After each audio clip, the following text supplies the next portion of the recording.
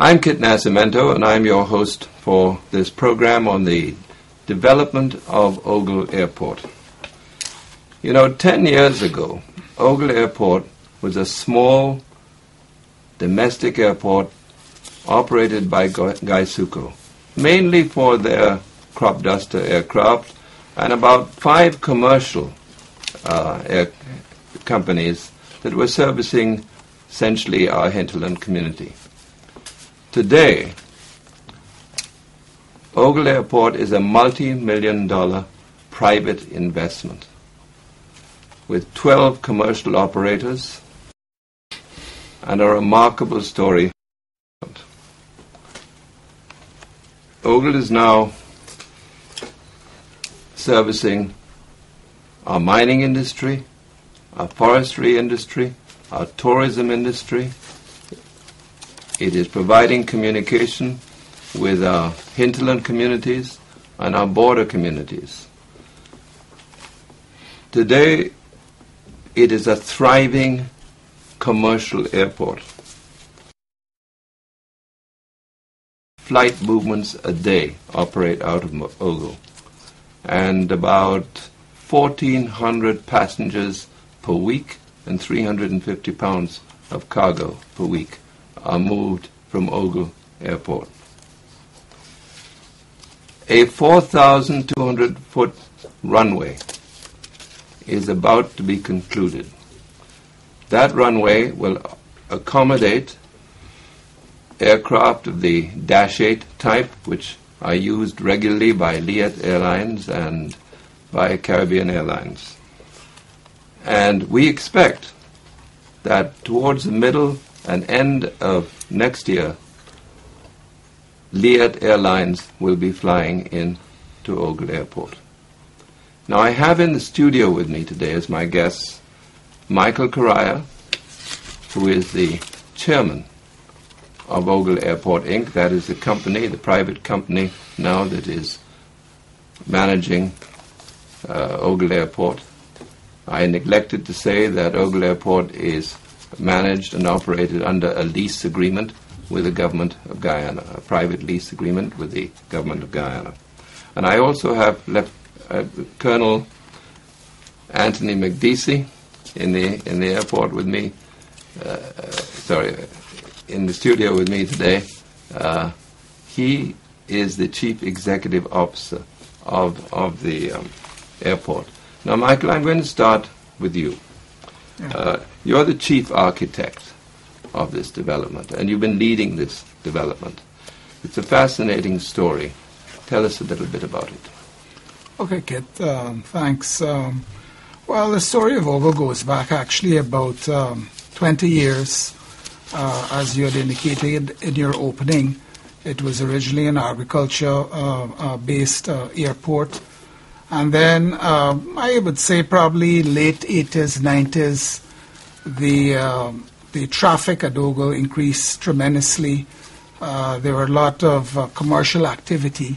And then what happened is that ICAO came in. That's the International Civil Aviation Organization. That's right. And they did an audit on the airport, and they found that the airport was unsafe for the level of commercial activity that was going on.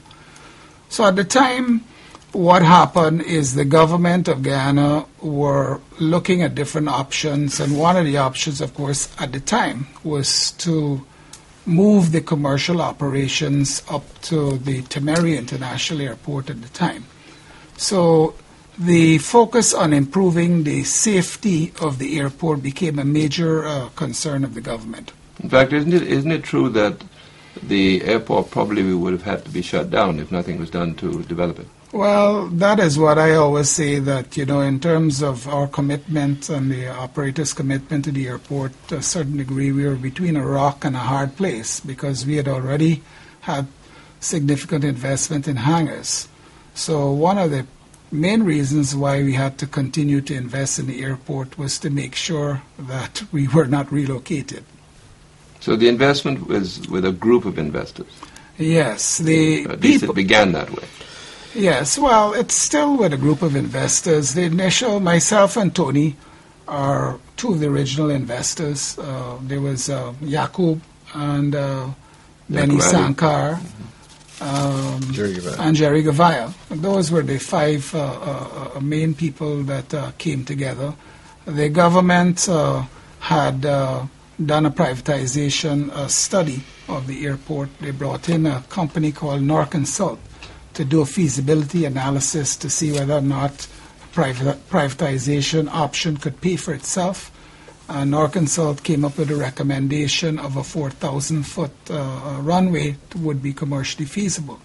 So these five guys came together. We all started off on an equal basis, and we all agreed that we would make equal contributions towards the development of the airport. So you began with the idea of equal contributions. But the airport has demanded considerable investment. Just about how much? Well, right now the investment in the airport has been going up all the time. You know, there's been a lot of delays. What has happened, we have, personally, the private investors have had to put about $3 million US in their own cash into the airport. We have been able to get some assistance from CARICOM, through a CARICOM EU grant to the tune of about $2 million US. And I think we probably need about another $2 million US of investment to actually complete the phase 2. Now, I am correct in saying that this is all private investment. You are correct in saying that this is all private investment. We had some delays in relation to the issuance of the CARICOM grant money, mainly because I think President Jagdeo perhaps quite rightly felt that it was not appropriate for a grant to be given to private investors.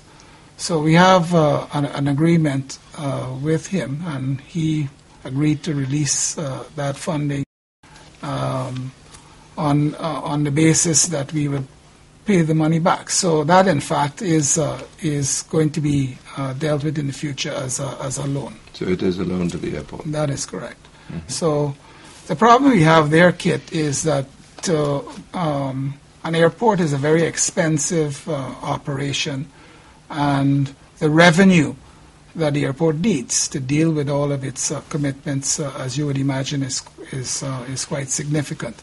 So this is a continuous challenge for the board. Now, at the beginning you said that the understanding was that it would be essentially an equitable investment between the five original investors. But that hasn't happened, has it? No, that hasn't happened. And, as we go along, I think in the initial stages, the economic viability of the project was very weak. We were unable to track commercial financing. I think Norconsult itself had indicated that a 2,500-foot runway would not be commercially feasible. And I think what happened is that some members had financial difficulties. I know that my friend and partner, Benny Sankar, everybody knows, had financial difficulties. Jerry, unfortunately, was unable to put much money into the project. Jacob only, Tony gave us the heavy equipment initially to do the earthworks, but they didn't put any further cash in the project. And Tony Mek, my good friend here, always complains that he's always broke. So unfortunately, I think a large burden has been put on the one investor to actually carry the project through its initial stages. And that's the Correia Group. And that, of course, was TransGuyana. Mm-hmm. When TransGuyana, too much of a burden on them, they had to seek other investors to come in and support the process. This is why, with the help of Malcolm Chanasu, we were able to go to CARICOM. You know, they have the headquarters that is only a few minutes away from Ogle, and they were very interested in having Ogle Airport developed to the full level. And this is how we were able to convince them of the justification for their support. Right. If I recall correctly, Mr. Carrington at the time was a great enthusiast in supporting the development of the airport and played a major part in obtaining the grant. Well, I can tell you that if it wasn't for Mr. Carrington, we probably would not have been able to get the phase 2 completed. And as Tony will probably elaborate on a little later, we hope to have that finished by about the middle of next year.